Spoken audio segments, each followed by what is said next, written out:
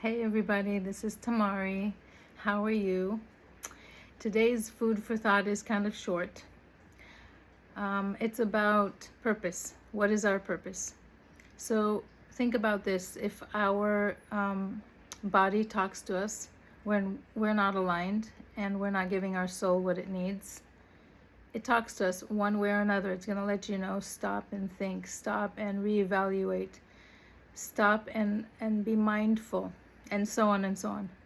So if that always works based on that logic, wouldn't it be fair to say that we all came here for a reason and we all have a purpose and we all have to find that gift that we got, that we came to the world with, and understand what it is and utilize it and pass it on?